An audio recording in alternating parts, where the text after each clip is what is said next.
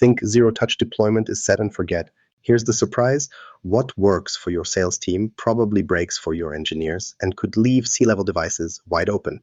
I'll show you how one-size-fits-all fails fast and exactly how to turn Intune into a precision tool, not a blunt instrument. Are you ready to stop firefighting those unique user tickets, or why zero-touch often misses the mark? If you've ever rolled out what you thought was the perfect zero-touch policy just to watch your help desk queue double overnight, you're not alone. Zero touch, at least on paper, makes a lot of sense. You automate all those fiddly provisioning steps, devices turn on, join Azure AD, pick up the latest compliance settings, apps land like clockwork. Meanwhile, IT gets to sit back and focus on bigger projects. That's the dream, right? Users show up, open a box, and their device is ready with no extra clicks and no IT on site. Everything's supposed to just work. But then that first Monday happens, you start getting questions that weren't in your rollout FAQs. Why is the engineering team missing Visual Studio? Why did your head of sales get the same software suite as new interns? Plus, there's the new hire out in the field who can't get their line of business app to open. Suddenly, your zero-touch autopilot hits turbulence. Let's get real about what usually happens next. You check your deployment logs, hoping it's a glitch. But no, Intune did exactly what you told it to do. Every device got the same baseline: Teams, OneDrive, standard office build, generic security policies. For most desk workers, maybe it's fine. But your frontline people and technical teams, they're stalling out. The engineers are stuck downloading dev tools on their own, or worse, working off USBs in the meantime. Your sales crew got their laptops, but they're missing that one plugin for their main CRM app. The C-suite's devices now have camera policies meant for interns, and guess who's blowing up your phone next? This is where the promised simplicity of zero touch turns into its own headache.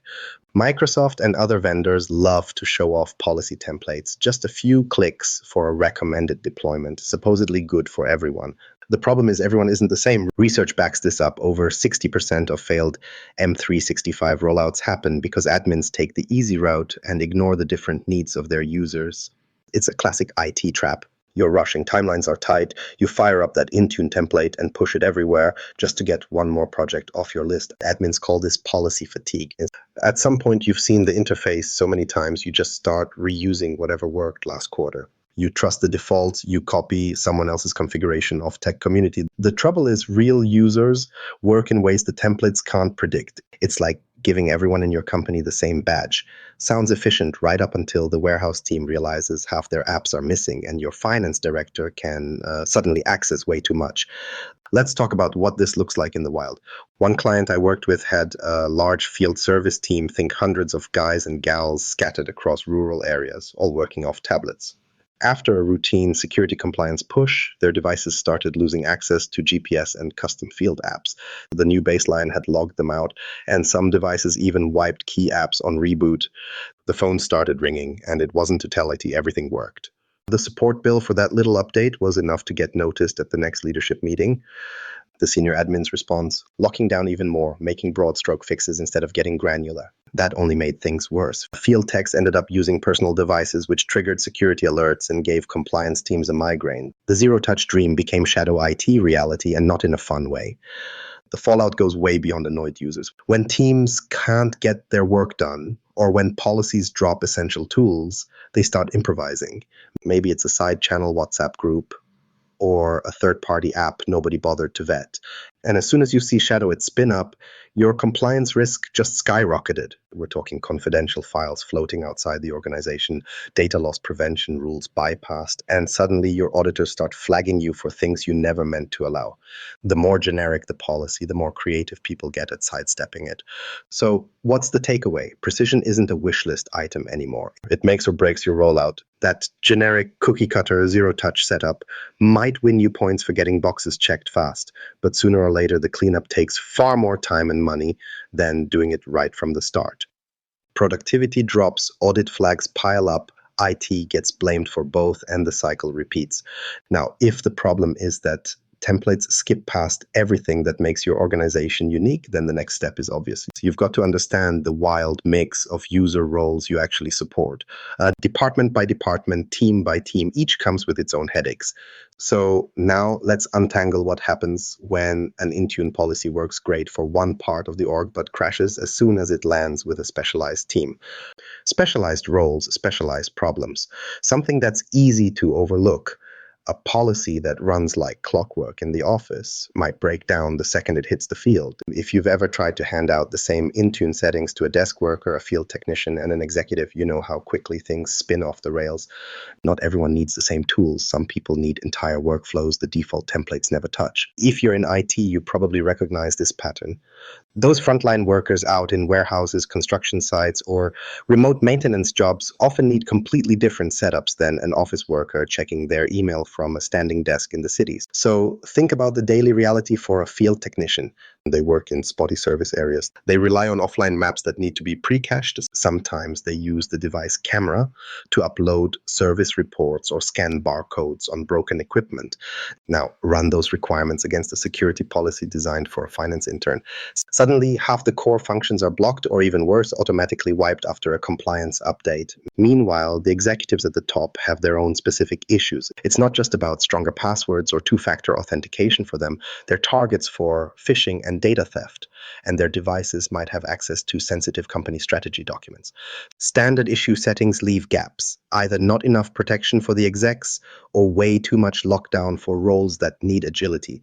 That brings me to a real example from an Intune admin who thought they'd covered every major base. They'd rolled out a compliance policy tweak for field tablets based on the last security review.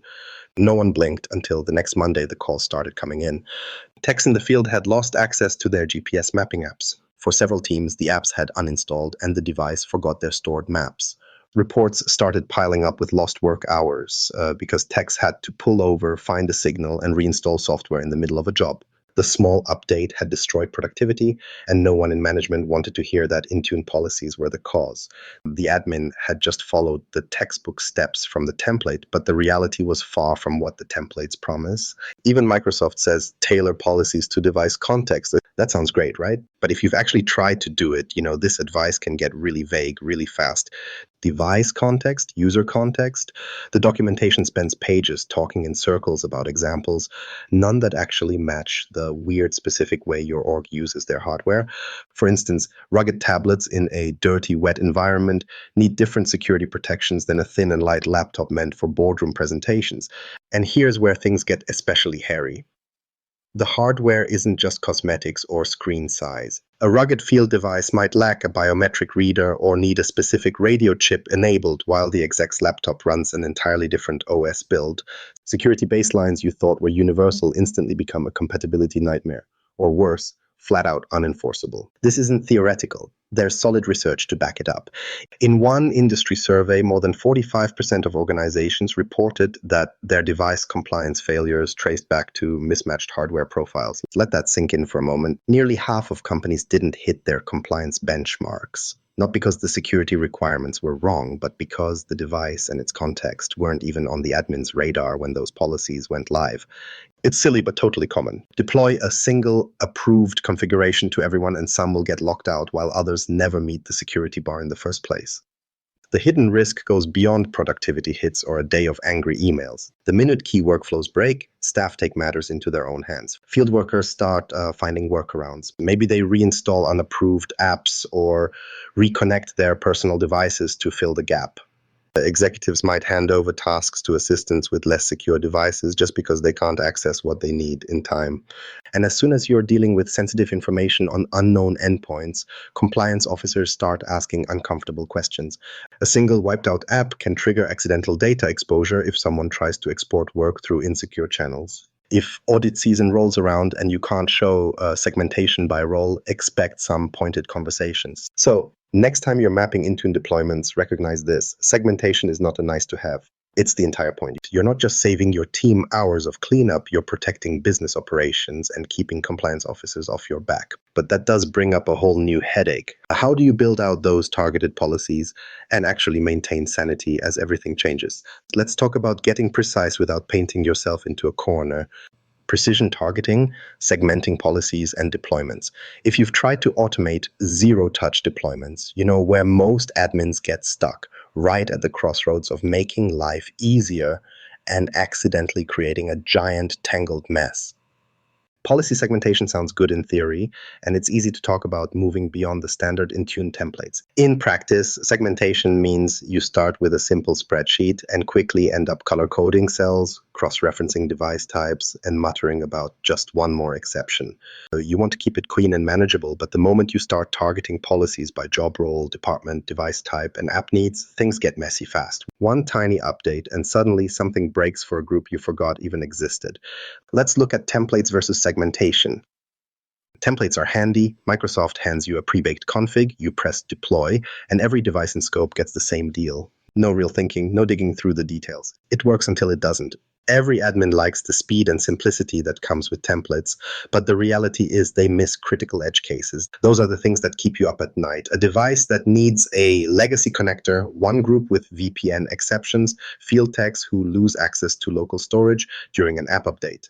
The more you try to patch templates after the fact, the more you realize they were never designed for granular control. Segmentation, on the other hand, means sitting with the headache up front so your users don't get surprises later.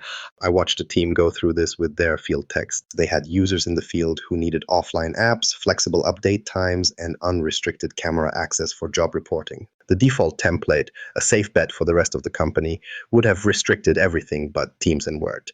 For this group, they built a targeted deployment, allowed offline installs, set wider maintenance windows so updates wouldn't hit during work hours, and made sure camera permissions matched the field workflow. It worked. Productivity went up, calls to IT dropped, and the admin stopped being on speed dial for what should have been simple resets. The price? More complexity on the back end. Now you're tracking custom profiles, conditional access, and app assignment settings that only apply to a handful of people. This is where the classic admin dilemma kicks in. How many groups do you really want to manage? You could separate your users into 10 finely tuned groups for every role and scenario, or you could risk going broad and hope nobody complains loudly. The temptation is always to split the difference, but that rarely works. Too many groups and you drown in exceptions, too few, and you're right back in the nightmare of generic policies that break someone's workflow. Best practices help, but even those require some sweat. Dynamic groups in Azure AD are a lifesaver when you have changing teams or onboarding waves. Just set the rules and membership shifts automatically. Custom configuration profiles are your toolkit for tweaking security, app permissions, and features on a per-role basis. Conditional access policies layer on top, so your execs get tougher controls, while field techs don't get locked out of GPS when coverage drops. When built right, these pieces mean you're not hand-holding every device after day one. But setup takes planning and testing and sometimes a few false starts. Now, it's easy to trip over classic mistakes here. The most common, overlapping policies that create policy loops, where two settings fight each other and the device gives up, or even worse, chooses the wrong one. I've seen a device stuck in compliance limbo for days because it fell under both sales and field groups, each with its own update rules. Another admin horror story, a forgotten test group with legacy settings that took down a deployment for a full region, just because no one checked the assignment scope on a new policy. These aren't rare. Even experienced teams get bitten when Intune's logic for merging policies isn't obvious. And because policy processing order isn't always well documented, a tiny conflict can surface days after an update goes live. But there's a way through the chaos. The key isn't perfection, it's controlled precision. Build in regular reviews of your groups and profiles. Document what each policy does and keep a running list of exceptions and why they exist. Automate where it makes sense and reserve manual tweaks for high-impact cases. Make use of remediation scripts, pilot groups, and staged rollouts to reduce the blast radius of any surprise. So, getting this right is the difference between a zero-touch environment you trust and one that explodes in slow motion every quarter. Yes, it's complex, but you avoid the death spiral of one-size-fits-all policies that don't fit anyone. Now, to prove you hit the sweet spot, you'll need testing, metrics, and iteration. Otherwise, you're just hoping your segmentation worked. Let's talk about how you validate all this before sending it live. testing, metrics, and continuous improvement. Getting your segmentation right means nothing if your rollout flops as soon as it touches real users. If you've spent weeks building targeted policies and can't remember the last time you used the default template, even a small mistake in deployment can undo months of planning. Here's where testing proves its worth. With all these custom groups and exceptions, every deployment becomes a potential landmine. The reality is, pre-production testing often feels like an optional chore, especially when you're under pressure to deliver and the C-suite is demanding faster device onboarding. More than once, I've watched that pressure push teams to just push it to production and see what happens, gambling on luck to cover what test groups should have caught. You probably know what follows. Users spot what QA missed, but their workaround is a help desk ticket or a social media complaint. Let's bring it down to a real scenario. One company I worked with built a beautifully segmented policy for executives. They went the extra mile, custom VPN configurations, more aggressive security baselines, tighter app control, everything the board could ask for. But in their rush, the pilot test was skipped. The configuration rolled out Friday evening, so by Monday the phones lit up. None of the execs could connect to the corporate VPN. Turns out the policy had pushed a conflicting network profile that blocked their only approved VPN client. Productivity took a hit, several urgent meetings had to be rescheduled, and the secure rollout was reversed while IT scrambled to fix things.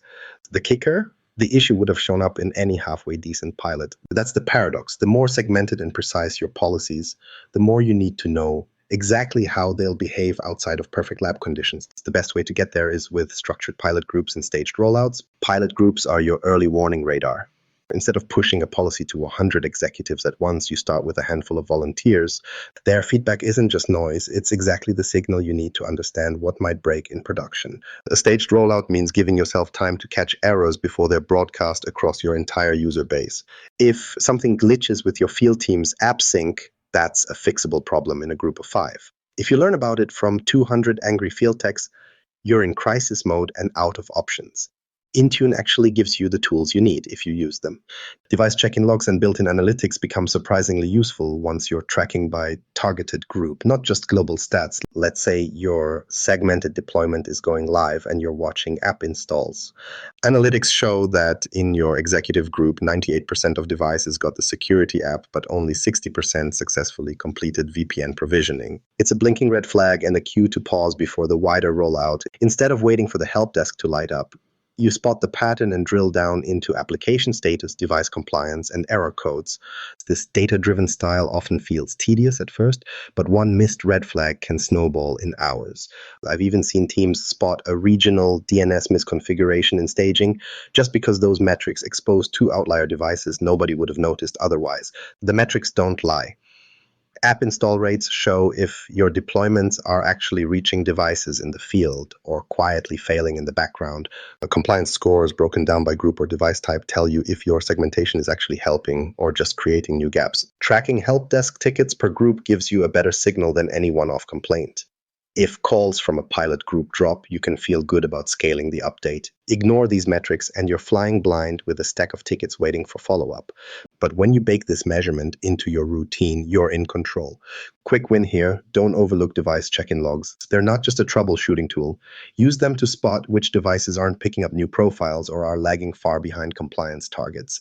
This canary in the coal mine approach gives you time to fix issues before users even notice something is off. Instead of a post-mortem, you catch the problem when it's still a footnote. There's actual proof this approach works. Research shows that organizations tracking app installs, compliance rates, and support volume per segment cut their number of post-deployment incidents by up to 35%. That's not marketing spin. It's a measurable drop in tickets, lost work hours, and audit headaches. The moral here isn't that perfect segmentation protects you from every surprise. It's that tracking and iterating puts you in a position to fix issues before they grow legs. So when the buzz around zero touch tells you that automation means less work, remember it doesn't work unless you measure and adapt. When one-size-fits-all policies can't keep up, the real win isn't how quickly you hit deploy. It's how confidently you keep users productive and secure as business needs evolve. Because if you aren't tracking, you're gambling. And when it comes to production rollouts, guesswork is never the safe bet. If you want Intune policies that stand up to real-world demands, treat every deployment as a work in progress. refined by actual use, not by assumption. So each new rollout gets a little less chaotic and a little more reliable. If zero touch is actually going to deliver, it has to fit your landscape, every role, device, and workflow. Precision isn't just a feature you tack on later, it's how you keep operations ticking and avoid the fallout of an overbroad approach. So before the next policy push, ask yourself, does this help the people who actually use it? Get specific, test often, and measure what matters. That's where the difference shows up. Got a zero-touch disaster story or a smart fix you haven't seen elsewhere? Drop it in the comments. I want to hear where Intune's worked and where it really hasn't.